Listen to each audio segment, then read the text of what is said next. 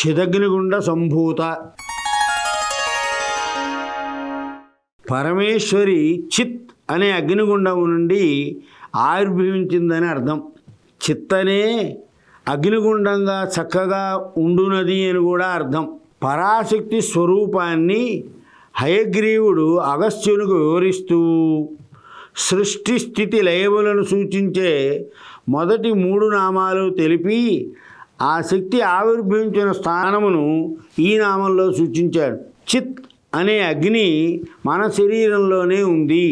నివురొప్పిన నిప్పువలే, కొయ్య ముక్కలోని అగ్ని వలె నిగూఢంగా ఉంది. ఆ నిగూఢమైన అగ్ని తేజస్సును బహిర్గతం చేసుకునే ప్రయత్నం చేస్తే పరాశక్తి ఆవిర్భవిస్తుంది. కొయ్య ముక్కను మరొక కొయ్య ముక్కతో రాపిడి చేసినప్పుడు మనకి అగ్ని వ్యక్తం అవుతుంది.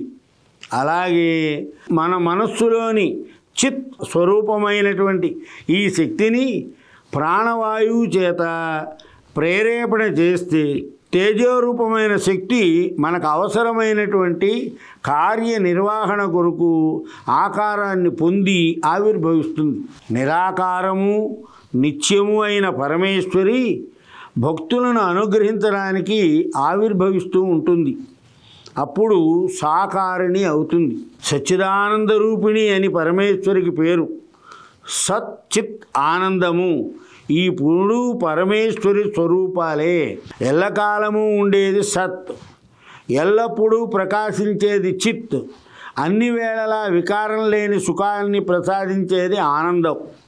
మన శరీరంలో కుండలిని అనే ఒక శక్తి నాభిస్థానానికి కింద మూలాధారమనే చక్రంలో సార్ధ త్రివలయాకారిణి అయి అంటే 3 చుట్టులు చుట్టుకొని 4వ చుట్టు సగం ఉండి తల కిందకి తోక పైకి పట్టుకొని ఉంటుంది. చుట్టలుగా చుట్టుకొని ఉండడం వల్ల కుండలిని అని దీనికి పేరు. ఇది మన శరీరంలో మేరుదండగా చెప్పబడేటువంటి వెన్నెముకను ఆశ్రయించి ఉంటుంది. ఆ శక్తిని మేలుకొల్పి మూలాధారం నుండి బ్రహ్మరంధ్రం వరకు ప్రయాణింపజేసే సాధనమే చిదగ్నిగుండము.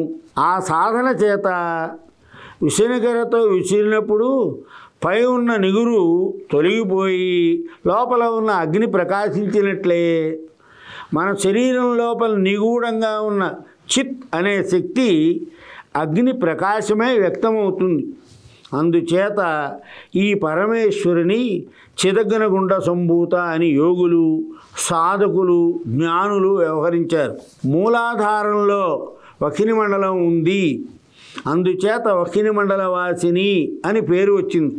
బ్రహ్మేంద్రాది దేవతలు బండాసుర, ముండాసుర, మహిషాసురాది రాక్షసుల బాధలను భరించలేక ఒక మహాశక్తిని ఆశ్రయించవలసి వచ్చింది. ఆ శక్తి వల్ల కానీ ఆ రాక్షసులు సంహరింపబడరు. అందుకని వారందరూ చిద్యాగం చేశారు. ఆ యజ్ఞగుండం నుండి అమ్మ ఆవిర్భవించి వారిని అనుగ్రహించింది. అందుచేతే ఈ పరాశక్తి చిదగ్నిగుండ సంభూత అయింది.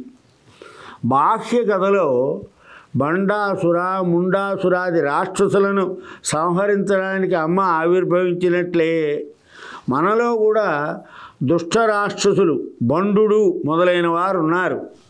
కడుపు నిండా తిని కంటి నిండా నిద్రపోతూ ఏ పని చేయకుండా ఉండే సోమరితనం బండాసుర లక్షణం. అలాగే దున్నపోతు లాంటి స్వభావం మనలో ఒక్కొక్కప్పుడు పెరిగి అధోగతి పాలు చేస్తూ ఉంటుంది. అలాంటి స్వభావమే మహిషాసురుడు. మనలోని అసుర భావాలను నాశనం చేసుకుంటే కానీ ఉన్నత పదవిని అందుకోలేం. ఆ అసుర సంపత్తి అణిగిపోవాలంటే అనుగ్రహం కావాలి. అందుకే మనలోని చిత్ శక్తి ఆవిర్భూతమై బ్రహ్మరంధ్రానికి వ్యాపించి దుష్టభావాలను పోగొట్టి సన్మార్గంలో నడిపిస్తుంది. అందుచేత ఈ అమ్మ చిదగ్నిగుండ సంభూత అయింది. మరో నామంలో మళ్ళీ కలుద్దాం.